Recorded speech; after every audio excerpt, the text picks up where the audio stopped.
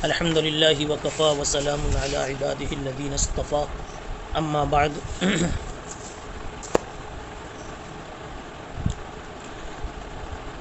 باب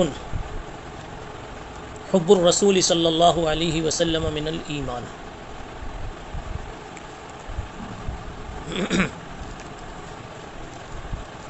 رسول اللہ صلی اللہ علیہ وسلم سے محبت رکھنا ایمان کا حصہ ہے۔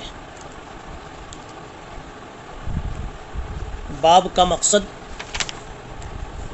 اور مطلب دونوں آپ دہراتے چلیں، سمجھتے چلیں۔ ان ابواب سے مقصد امام بخاری رحمۃ اللہ علیہ کا یہ ہے کہ اعمال ایمان کے اجزاء ہیں۔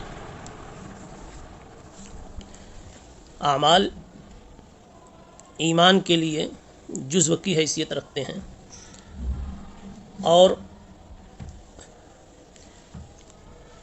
مطلب اس کا یہ ہے کہ رسول اللہ صلی اللہ علیہ وسلم سے محبت کرنا یہ قلب کا ایک عمل ہے، یہ بھی ایمان کا ایک حصہ ہے، ایمان کا ایک جزو ہے۔ کون سا جزو ہے اور محدثین متکلمین وغیرہ کی باہم کیا اس میں گفتگو ہے، وہ بارہا آپ کے سامنے آ چکی ہے۔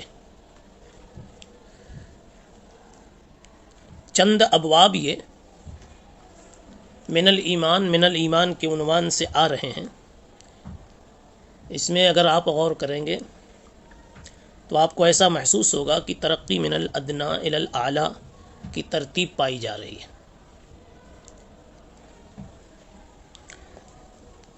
شروع میں مطلق ایک بات بتائی کہ ایمان کے بہت سے اعمال ہیں، ایمان کے بہت سے امور ہیں، ایمان کی کئی شاخیں ہیں، یعنی ایمان لانے کے بعد بہت کچھ کرنا ہے۔ متصلاً اس گفتگو سے متصلاً ایک بات بتلائی تھی، ایک باب بتلایا تھا، المسلم من سلم المسلمون من لسانہ و یدہ، کہ اسلامی اعمال میں ایک بہت بڑا بنیادی عمل یہ ہے کہ انسان ایسی زندگی گزارے کہ اس کے شر سے، اس کے ضر سے، اس کی جانب سے صادر ہونے والے کسی شر اور ضر سے کسی کو کوئی تکلیف نہ پہنچے۔ پھر اس میں کچھ کام بتلائے تھے، اطعام الطعام، افشاء السلام۔ مزید ترقی کرتے ہوئے پھر یہ بتلایا کہ آدمی ان سب چیزوں پر اس وقت قابو پائے گا جبکہ ان یحب لاخیہ ما یحب لنفسہ کا مصداق بن جائے، یعنی دوسروں کی ہمدردی غایت درجہ ہو، اتنی ہو جتنی اپنی ذاتیات کے ساتھ ہمدردی انسان کو ہوتی ہے۔ اس میں مزید ترقی کرتے ہوئے کہ یہ ایمانی جوش اور اتنا بڑھ جاوے کہ رسول اللہ صلی اللہ علیہ وسلم کی محبت ساری چیزوں پہ غالب آ جاوے۔ اور ظاہر سی بات ہے کہ پچھلے جو کام بتلائے گئے اسی وقت وہ کام وجود میں آئیں گے جب اللہ اور اس کے نبی صلی اللہ علیہ وسلم کی محبت کامل ہوگی، غالب ہوگی، اور دونوں میں تلازم ہے۔ جب محبت غالب ہوگی یہ اعمال وجود میں آئیں گے، اور یہ اعمال جب اس طرح کے وجود میں آئے تو آپ تقریباً سمجھ لیجئے کہ اللہ رسول کی محبت کی بنیاد ہی پر ہوگی۔ ایمان والا تو نبی کی نسبت پر ہی اتنی بڑی قربانیاں دے گا کہ اپنے ہر قول و فعل میں دوسروں کو اس طرح ملحوظ رکھے کہ ادنا در تکلیف بھی اس کو نہ پہنچے۔ بہرحال یہ ترتیب تھی ادنا سے اعلیٰ کی طرف پہنچنے کی۔ اب حدیث پاک ایک مرتبہ آپ دیکھ لیویں، اس کے بعد کچھ اور گفتگو آپ کے سامنے پیش کی جائے گی۔ بہ قال حدثنا ابو الیمان قال حدثنا شعیب قال حدثنا ابو الزناد یعنی العارج عن ابی ہریرہ ان رسول اللہ صلی اللہ علیہ وسلم قال والذی نفسی بیدہ لا یؤمن احدکم حتی اکون احب الیہ من والدہ وولدہ۔ حضرت ابو ہریرہ رضی اللہ تعالی عنہ ارشاد فرماتے ہیں کہ رسول اللہ صلی اللہ علیہ وسلم نے فرمایا، قسم ہے اس ذات کی جس کے قبضے میں میری جان ہے، کہ لا یؤمن احدکم حتی اکون احب الیہ من والدہ وولدہ، مومن نہیں ہو سکتا کوئی انسان یہاں تک کہ میں اس کی نگاہ میں اس کے والد اور اس کی اولاد سے بھی زیادہ پیارا اور محبوب ہو جاؤں۔ اس کے بعد جو روایت آ رہی ہے وہ حضرت انس رضی اللہ تعالیٰ عنہ کی ہے، اس میں ولدہ کے بعد والناس اجمعین کا بھی اضافہ ہے، والد، ولد اور سارے لوگوں سے زیادہ، جب تک میری محبت بندے کے حق میں کے دل میں نہ آ جاوے اس وقت تک وہ ایمان والا نہیں، یعنی کامل ایمان والا نہیں۔ یہاں اب 2-3 باتیں سمجھنی۔ اس باب کے ساتھ میں 2 حدیثیں آئی تھیں، دونوں کا ذکر آ چکا۔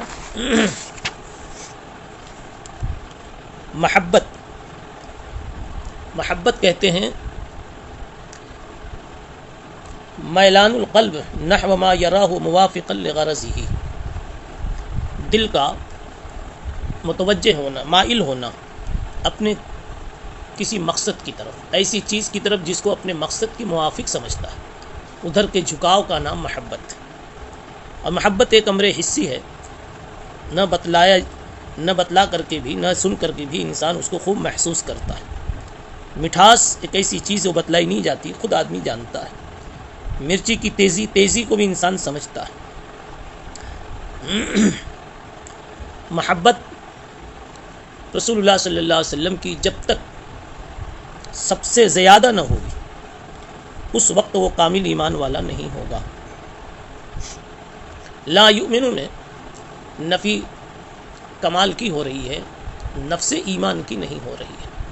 اس لیے اگر کوئی اس میں ناپاس ہو نبی سے محبت کے سلسلے میں، جیسا کہ ہم گنہگاروں کا اکثروں کا یہی حال ہے کہ جب کبھی اپنی غرض، اپنی خواہش اور نبی پاک صلی اللہ علیہ وسلم کی خواہش کا تقابل ہوتا ہے، آپ کے حکم کا ہمارے چاہت سے تقابل ہوتا ہے، مقابلہ ہوتا ہے، تو عموماً ہم ناپاسی ہی ہو جاتے ہیں۔ اللہ ہم سب کو معاف فرماوے۔ یاد رکھو، ایسی کمزوری کی بنیاد پر ایمان نہیں باطل ضائع ہوتا، زیادہ سے زیادہ ایمان کا کمال مفقود ہو جاتا ہے، نفس ایمان باقی رہتا ہے۔ یہ کہا جائے گا کہ ایسے لوگ کامل الایمان نہیں ہیں۔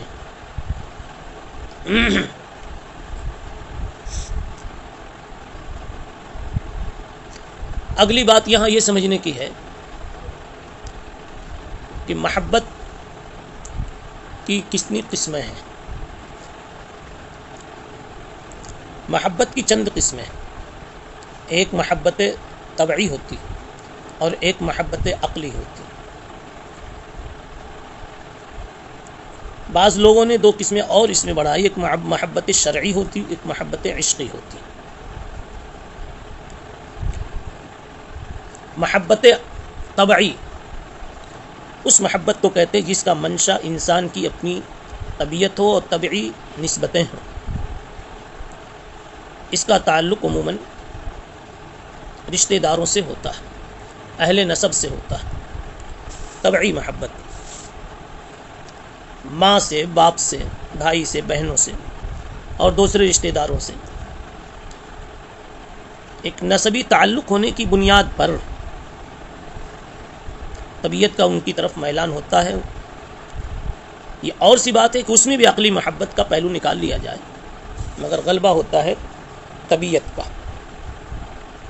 عقلی محبت کا حاصل یہ ہے کہ انسان کسی سے متعلق اپنا فائدہ اپنے عقل میں سوچے، محسوس کرے، پھر اس سے اس کو محبت ہو جائے۔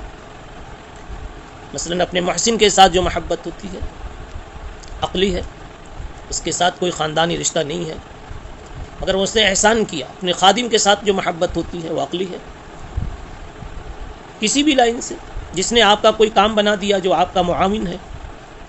الغرض محسن کا ایک لفظ یاد کر لی، جس نے آپ کے ساتھ کوئی اچھا کام کر دیا، اچھا مشورہ دے دیا، اس سے جو محبت آپ کو دائمی ہو گئی یا وقتی ہوئی، جو بھی محبت ہوئی وہ محبت عقلی ہے۔ عقل نے باور کرایا کہ یہ آدمی ہمارا ہمدرد ہے، اس لیے قلب کا ادھر میلان ہوا۔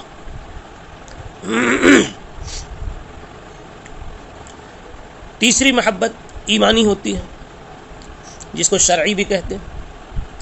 مذہب کی بنیاد پر جن چیزوں سے اور جن شخصیتوں سے محبت ہو جاوے اس کو محبت شرعی کہتے ہیں. جیسے قرآن سے ہماری محبت، رسول اللہ صلی اللہ علیہ وسلم کی ذات سے محبت، اور شاعر اسلام سے محبت، احکام اسلام سے محبت، یہ محبت شرعی ہے.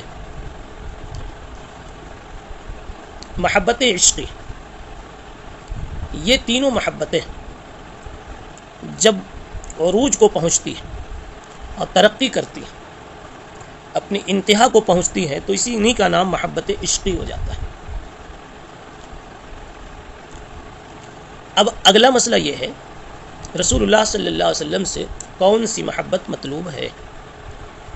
اس سے پہلے ایک بات اور سن لیں کہ یہ جو 4 محبتیں بتلائی گئیں، چاروں میں بعض مرتبہ ایک جا اجتماع بھی ہو جاتا ہے. مثلا آپ کے والدین ہیں، ان سے طبعی بھی محبت ہے، عقل بھی کہتی ہے کہ انہوں نے ہمیں پالا ہے، پوسا ہے، ہمیں پڑھایا لکھایا ہے، ہمارے لیے اب تک سہارا بنے ہیں، اور بالفعل تو کیا جو کیا، بالقوہ بھی، جب تک یہ حیات رہیں گے. اب کچھ نہ بھی کر سکے مجبور ہونے کی وجہ سے، مگر حوصلہ ہمدردی کا ان میں ابھی بھی موجود رہتا ہے. تو عقل کہتی ہے کہ سب سے بڑے محسن ہمارے والدین ہیں. تو والدین سے محبت میں ایک طرف حب طبعی بھی ہے، دوسری طرف حب عقلی بھی ہے، اور حب شرعی بھی ہے، اس لیے کہ شریعت کا یہ حکم ہے کہ والدین سے محبت کی جاوے. اور پھر ان کے اتنے احسانات ہیں اور عقل نے اس قدر سمجھا دیا ہے اور شریعت نے اتنی تاکید کی ہے کہ یہ محبت ساری دوسری محبتوں پہ غالب اور بھاری ہوتی ہے. تو یہ محبت عشقی بھی ہو گئی. پتہ کیا چلا کہ اگر سوال یہ کیا جاوے کہ رسول اللہ صلی اللہ علیہ وسلم میں کون سی محبت ہو، تو اگر کسی ایک محبت کا کوئی مفسر کوئی اشارے نام لے تو دوسرے کی اس سے نفی لازمی نہ سمجھیں، تطبیق کا کوئی راستہ تلاش کریں کہ شاید کی ساری محبتیں وہاں جمع ہوں. مثلا حضور پاک صلی اللہ علیہ وسلم سے محبت بعضوں نے کہا طبعی، بعضوں نے کہا عقلی، بعضوں نے کہا شرعی، بعضوں نے کہا عشقی، مگر ساری محبتیں جمع ہو سکتی. ابتدا عقلی سے کیجیے کہ ہم نے غور کیا، ایک انسان نے غور کیا، ایک متفکر نے اپنے فکر کو راستہ اور ذریعہ اور زینہ بنایا، اور اس نے یہ حاصل نکالا کہ جناب محمد رسول اللہ صلی اللہ علیہ وسلم اتنے ہمدرد ہیں، بلکہ یوں کہہ لیجیے کہ کلی بات کہ ایسے اوصاف حمیدہ کے حامل ہیں اور ایسی صفات حمیدہ کے حامل ہیں کہ جس کسی سے بھی محبت کی گنجائش ہے یا تقاضا ہے، سب سے زیادہ یہ تقاضا میرے نبی صلی اللہ علیہ وسلم کی ذات میں پایا جاتا ہے کہ آپ سے محبت کی جاوے. ایک بڑا تقاضا محبت طبعی میں رشتہ داری کی بنیاد پر ہوتا ہے. رشتہ داری کی بنیاد پر آدمی اس لیے محبت کرتا ہے کہ وہاں ہمدردیاں، مرافقت، مراعات، مدارات، معاونت، یہ ساری چیزیں جڑی ہوتی ہیں. اور بلا شبہ جناب رسول اللہ صلی اللہ تعالیٰ علیہ وسلم میں امت کے ساتھ یہ چیزیں ہمدردی کی، شفقت کی، ایک باپ ایک ماں سے بھی زیادہ پائی جاتی ہے. اس لیے طبیعت اگر ماں باپ اور بھائی بہنوں کی طرف متوجہ ہے تو اس سے زیادہ طبیعت کا میلان ہوگا جناب محمد رسول اللہ صلی اللہ علیہ وسلم کی طرف. اور پھر عقل بھی یہ کہتی ہے کہ جب ایک احسان کی بنیاد پر کوئی کسی سے محبت کرتا ہے تو سب سے بڑے محسن آدم تو حضور پاک صلی اللہ علیہ وسلم ہے.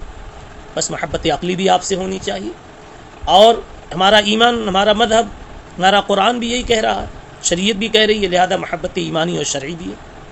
اور پھر یہ ساری باتیں جب جمع ہو گئیں تو رسول اللہ صلی اللہ علیہ وسلم کی محبت اعلیٰ معیار کو، مقام کو پہنچ گئی. ایک مومن کے قلب میں یہ محبت عشق کی حد تک ہو گئی، حتیٰ کہ جام شہادت آپ کے اشارے پہ نوش فرمانا آپ کی امتیوں کے لیے آسان ہو جایا کرتا ہے. تو محبت عشقی بھی ہے. تو اگر دیکھا جائے تو رسول اللہ صلی اللہ علیہ وسلم سے جو محبت مطلوب ہے اس میں اگرچہ تشریحات میں کسی نے کہا اتنی محبت ہو جتنی ربط طبعی کی بنیاد پر محبت ہوتی، یعنی محبت طبعی جیسی محبت، کسی نے کہا عقلی جیسی محبت، کسی نے کہا ایمانی محبت جیسی محبت، مذہب کی بنیاد پر محبت، اور کسی نے کہا عشق کی حد تک جیسی محبت ہوتی ویسی محبت. بندہ نے آپ کو بتلایا کہ تفریق کی ضرورت نہیں. جب چاروں محبتیں جمع ہو سکتی ہیں تو رسول اللہ صلی اللہ علیہ وسلم میں مانا جاوے کہ چاروں محبتیں ہیں، یعنی کہ چار اعتبار سے، ہر اعتبار، چار کو لکھ لیجئے، کلی اعتبار سے، ہر اعتبار سے آپ محبوب کامل ہیں اور آپ کا کوئی ثانی نہیں ہے. یہاں تک تو رسول اللہ صلی اللہ علیہ وسلم کے ساتھ کون سی محبت ہونی چاہیے اس کا ذکر ہوا. اگلی گفتگو میں انشاءاللہ یہ بات بتائی جائے گی کہ اس حدیث میں ابھی اس نوع کی اور گفتگو ہو سکتی ہے انشاءاللہ. سبحان اللہ و بحمدہ، سبحان اللہ.